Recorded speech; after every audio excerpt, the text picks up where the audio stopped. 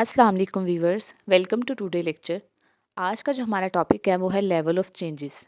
ठीक है, जैसा कि आप सब जानते हैं कि हम डेवलपमेंट कम्युनिकेशन को डिस्कस कर रहे हैं। हमने पहले डिस्कस किया डेवलपमेंट कम्युनिकेशन क्या होता है, उसके बाद सोशल चेंज क्या होता है, सोशल चेंज कैसे होता है, किसके थ्रू होता है, factors, sources, each and everything हमने डिस्कस की। आज हम डिस्कस करेंगे लेवल्स। जो सोशल चेंज है वो किस तरह होता है, किन लेवल्स के थ्रू या किन फॉर्म्स के थ्रू सोशल चेंज हुआ। तो इसमें बहुत सी टर्म आ जाती हैं कि चेंज प्रोसेस, चेंज में क्या क्या चीज़ें आ जाती हैं। चेंज में हो जाता है कि लोगों के फिजिकल स्ट्रक्चर में चेंज आना, या टेक्नोलॉजी में चेंज आ जाना, या फिर सोशल ऑर्गेनाइजेशन में चेंज आ जाना, नॉमेटिव वैल्यूज़ में चेंज आ जाना, हेल्थ सिस्टम में चेंज आ जाना, एजुकेशन में चेंज आ जाना, इकोनॉमी में चेंज आ जाना। किसी भी किस्म की जो चेंजेस होती हैं ना हमारी सोसाइटी में, हमारी सोशल लाइफ में, उससे हम बोलते हैं सोशल चेंज। तो अब ये चेंजेस है किन लेवल्स के थ्रू होती हैं, किस तरह से होती हैं। ये जो चेंजेस होती हैं ये एक कम्युनिटी से दूसरी कम्युनिटी में सेम नहीं होती। अब एक कम्युनिटी में किसी और तरह की चेंजेस हो रही हैं, दूसरी कम्युनिटी में किसी और तरह की चेंजेस हो रही हैं, क्योंकि हर किसी की अपनी एफर्ट्स है। तो हम यहाँ 3 लेवल डिस्कस करेंगे चेंज के। तो सबसे पहले आ जाता है अर्बनाइजेशन, फिर है इंडस्ट्रियलाइजेशन, फिर है मॉडर्नाइजेशन। ठीक है, सबसे पहले हम डिस्कस करेंगे अर्बनाइजेशन। अर्बनाइजेशन क्या होता है? यहाँ पे लिखा हुआ है urbanisation refer to the proportion of the total national population living in areas classified as a urban. Urban growth strictly refer to the absolute number of people living in these areas. Urbanisation क्या होता है? Urbanisation ये होता है कि जब आप village वाले आपके लोग होते हैं ना, वो सिटीज़ की तरफ मूव करते हैं तो अर्बनाइजेशन होता है। अब अर्बनाइजेशन में उन्होंने कहा कि अगर आप ऐसा देखते हैं कि आपकी जो नेशन है उसके हाफ से ज़्यादा लोग जो हैं वो शहरों की तरफ मूव कर रहे हैं, विलेज छोड़ छोड़ के वो शहरों की तरफ मूव कर रहे हैं, तो इसे हम कहेंगे अर्बनाइजेशन। तो अर्बन ग्रोथ का क्या मतलब होता है? अर्बन ग्रोथ में ये होता है कि जब आपके ज़्यादा से ज़्यादा जो लोग होते हैं ना वो शहरों में रहना शुरू कर देते हैं, रूरल एरियाज़ को छोड़ देते हैं, अर्बन एरियाज़ की तरफ मूव कर जाते हैं, तो इसे बोलते हैं अर्बनाइजेशन।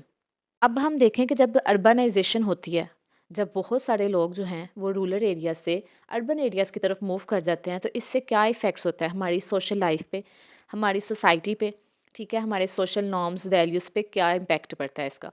तो देखें, जब माइग्रेशन होती है लोगों की रूरल एरिया से अर्बन एरियाज़ की तरफ, तो इससे जो चेंजेस आती हैं उसमें आ जाता है पॉपुलेशन डिस्ट्रीब्यूशन। पॉपुलेशन डिस्ट्रीब्यूट हो जाती है। ठीक है, उसके बाद हमारा जो सेटलमेंट पैटर्न है वो चेंज हो जाता है। उसके बाद एक कल्चरल शिफ्ट आ जाता है। जो अर्बन रूरल एरियाज़ वाले थे और अर्बन एरियाज़ वाले थे, उनका जो कल्चर है वो मिक्स होगा उनका कल्चर।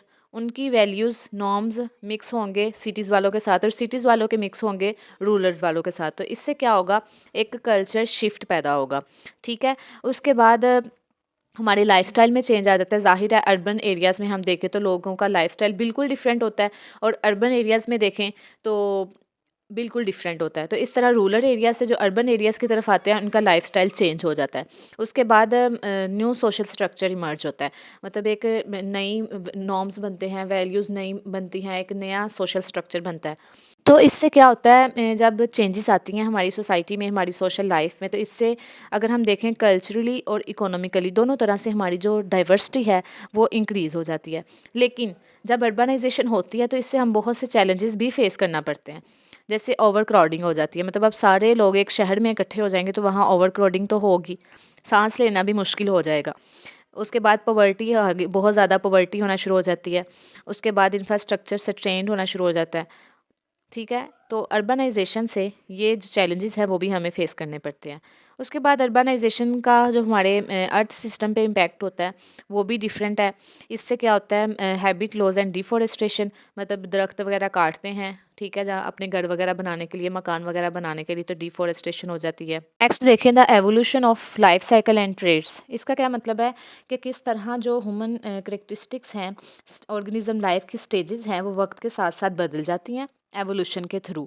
अब लाइफ साइकिल में देखें तो लाइफ साइकिल में हमारा रिप्रोडक्शन से लेकर डेथ तक का सारा सिस्टम आ जाता है, और ट्रेड्स में ह्यूमन करेक्टरिस्टिक्स आ जाती हैं, उनके हैबिट्स आ जाती हैं, फिर उनके नॉर्म्स, वैल्यूज़, थिंकिंग, ये डिफरेंट करेक्टरिस्टिक्स होती हैं, स्किन कलर या हाइट, इस तरह के जो सारे ट्रेड्स हैं वो इसमें आ जाते हैं। ठीक है, ये सारे जब अर्बनाइजेशन में मूव करते हैं तो ह्यूमन में चेंज आता है, जो उनका न्यूट्रिशन साइकिल चेंज होता है, उनका वो बढ़ जाता है, मतलब उनका हेल्दी फूड वो यूज़ करना शुरू हो जाते हैं।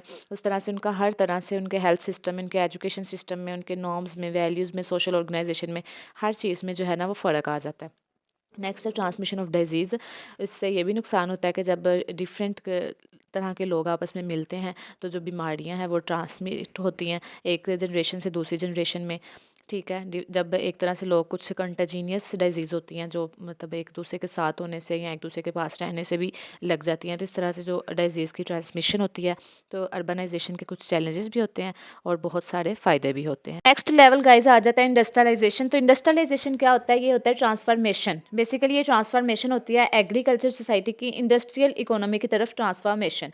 तो जब एग्रीकल्चर सोसाइटी की इंडस्ट्रियल इकोनॉमी की तरफ ट्रांसफॉर्मेशन होती है तो इससे हम इंडस्ट्रियलाइजेशन को हम इंडस्ट्रियल रेवोल्यूशन भी बोलते हैं।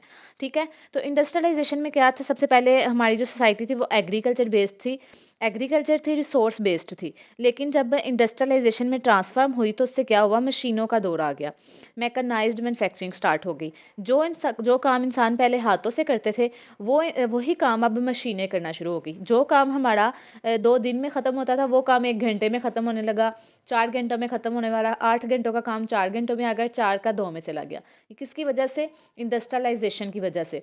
तो इससे क्या होता है? जब इंडस्ट्रियलाइजेशन होती है तो हमारा जो इनकम है, हमारा जो इकोनॉमी है हमारी, वो इंक्रीज होती है, बेटर होती है, और लिविंग स्टैंडर्ड भी बेटर होता है, इम्प्रूव होता है। तो इस प्रोसेस को हम बोलते हैं इंडस्ट्रियलाइजेशन। सिंपली आपको समझाओ इंडस्ट्रियलाइजेशन क्या है तो it's a transformation from agriculture society to industrial economy.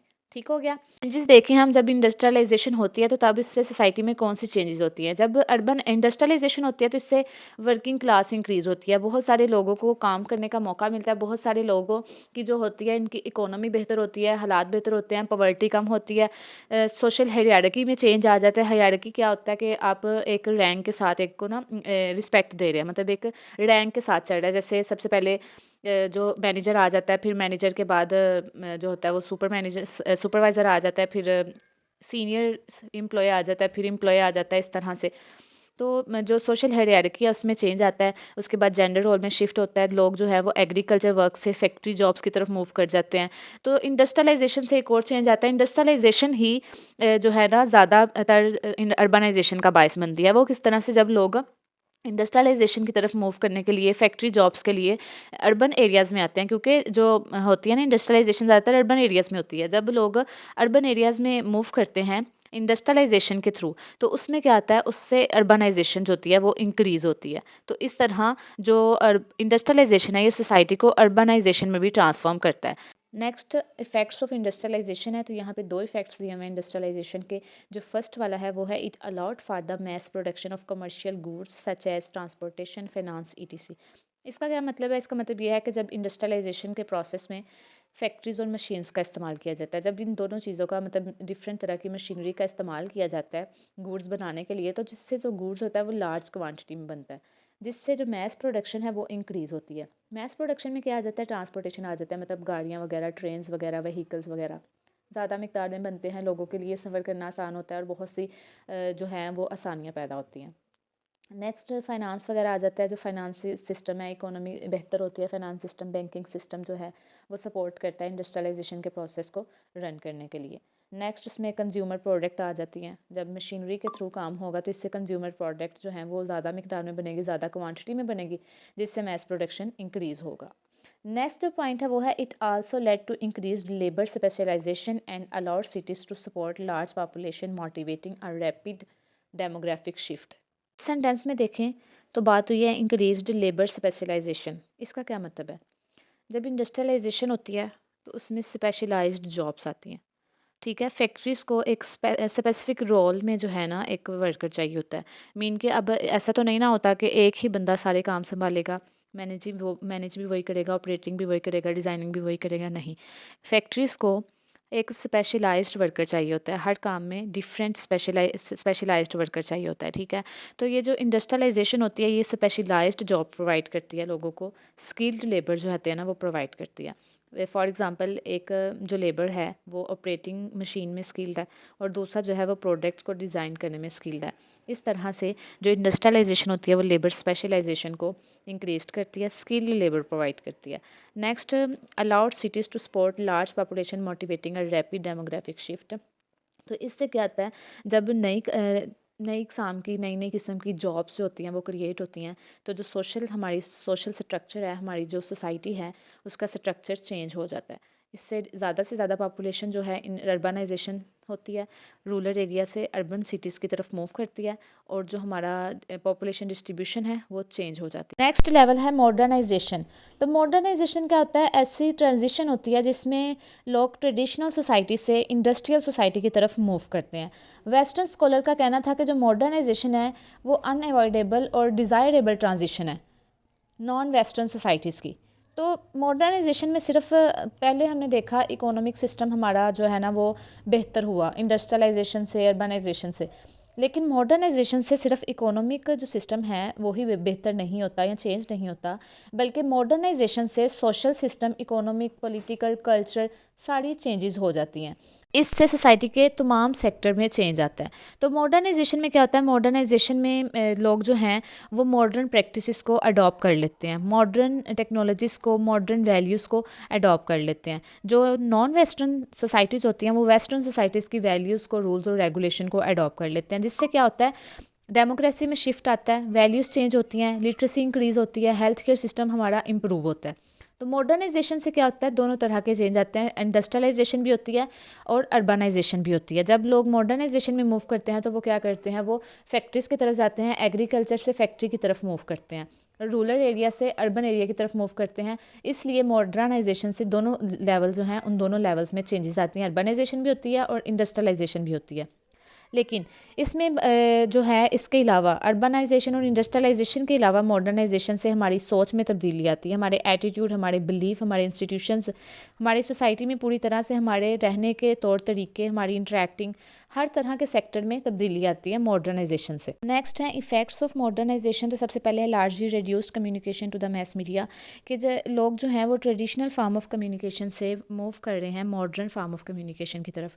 लोग न्यूज़पेपर पढ़ना छोड़ गए हैं, रेडियो सुनना छोड़ गए हैं, टेलीविज़न देखना छोड़ गए हैं। अब लोगों की जो इन्फॉर्मेशन देखते हैं, न्यूज़ वगैरह देखते हैं, वो अपने मोबाइल फ़ोन से, स्मार्टफोन से, सोशल मीडिया से देखते हैं। तो इस तरह से उनकी जो इंटरेक्टिव कम्युनिकेशन है, पार्टिसिपेटरी कम्युनिकेशन है, वो भी डिक्रीज़ हो गई है। और क्योंकि ज़्यादातर लोग जो है वो मोबाइल फ़ोन से इन्फॉर्मेशन को कलेक्ट करना पसंद करते हैं, रेडियो वगैरह नहीं सुनते। तो इस तरह से जो मॉडर्नाइजेशन के थ्रू क्या हुआ इफ़ेक्ट, जो कम्युनिकेशन है वो कम हो गई है। नेक्स्ट है media indicated the degree of modernisation of any given society, क्योंकि उन्होंने कहा कि जो मीडिया इंडिकेट करता है, media as a indicator of modernisation society के लोग किस तरह की इन्फॉर्मेशन जो है वो ले रहे हैं मीडिया से, किस तरह की इन्फॉर्मेशन कंज्यूम कर रहे हैं, मीडिया किस तरह की इन्फॉर्मेशन जो है लोगों तक पहुंचा रहा है, किस तरह से कंज्यूम कर रहे हैं, फॉल्स इन्फॉर्मेशन कंज्यूम कर रहे हैं, ट्रू इन्फॉर्मेशन कंज्यूम कर रहे हैं। तो ये जो है मीडिया एज ए इंडिकेटर है मॉडर्नाइजेशन का। तो ये था आज का हमारा topic, level of social change. अगर आपको कुछ भी समझ नहीं आया तो आप कमेंट सेक्शन में पूछ सकते हैं। वीडियो अच्छी लगी हो तो वीडियो को लाइक करें और हमें नेक्स्ट वीडियो के लिए अपनी रिकमेंडेशन लाजमी शेयर करें कि आप किस तरह की वीडियो देखना पसंद करते हैं, किस तरह का कंटेंट आपको चाहिए। Thank you so much. अल्लाह हाफिज़।